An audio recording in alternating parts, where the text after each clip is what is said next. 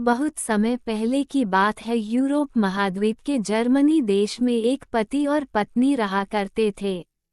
दोनों का एक दूसरे के सिवा और कोई नहीं था।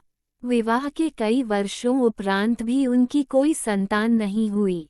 समय इसी प्रकार से गुजर रहा था कि अचानक एक दिन स्त्री को अपनी कोख में संतान की अनुभूति हुई और गर्भावस्था के दौरान उसको कुछ इस प्रकार महसूस हुआ कि उसको रेपंजेल नामक शाक खानी चाहिए।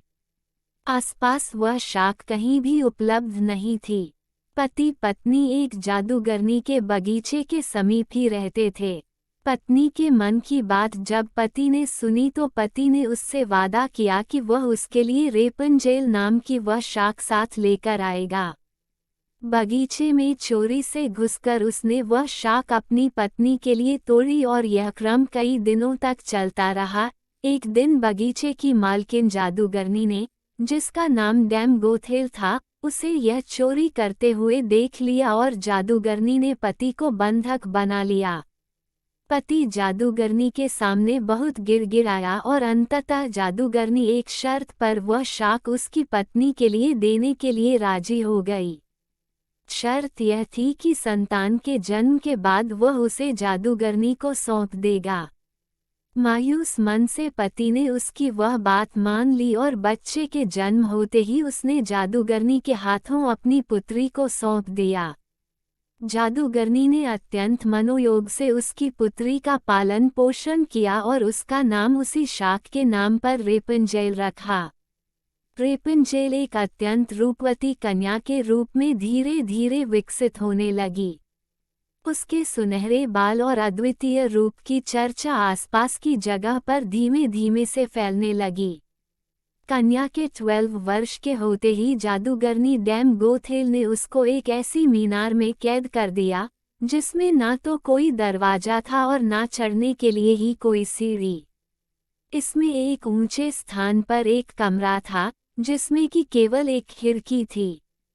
जादूगरनी अपनी जादुई शक्तियों के माध्यम से छोटी बच्ची तक पहुंचती और हर दिन उससे मिलने के लिए दिन के समय जरूर जाती।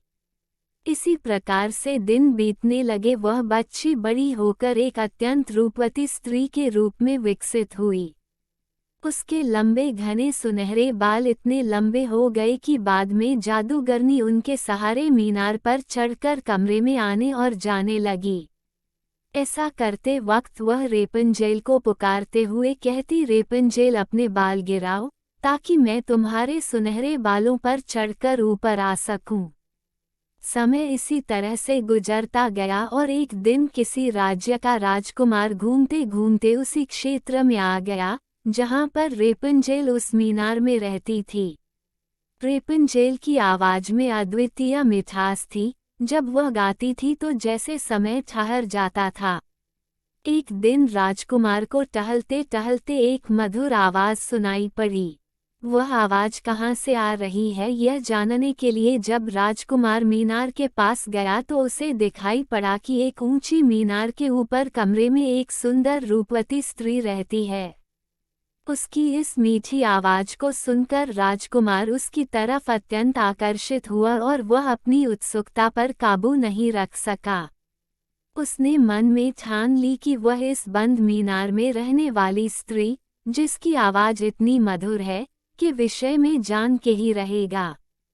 एक दिन जब दिन के समय जादूगरनी रेपंजेल से मिलने के लिए आई तो उसने जादूगरनी को वह शब्द कहते और बालों के जरिए ऊपर चढ़ते हुए देख लिया। राजकुमार ने इसी प्रकार जब रात के समय रेपंजेल को पुकारा तो उसने उसे आने के लिए मीनार के सहारे अपने बालों को लटका दिया। राजकुमार ऊपर जाकर रेपंजेल से मिला। रेपंजेल और राजकुमार एक दूसरे से प्रेम करने लगे थे। दोनों ने मिलते ही एक दूसरे को पसंद कर लिया था और वह एक दूसरे के लिए के अंतरंग सहचर बन गए। अतः राजकुमार ने रेपंजेल के सामने विवाह का प्रस्ताव रखा। रेपंजेल इस पर सहमत हुई और दोनों का मिलना जुलना धीमे धीमे बढ़ने लगा।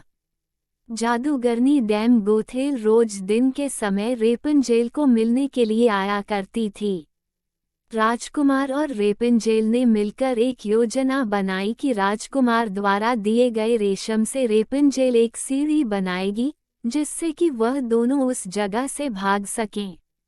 रेपेंजेल की मूर्खता के कारण जादूगरनी डैम गोथेल को राजकुमार के रेपेंजेल के पास आने और उसके गर्भवती हो जाने का पता चल गया।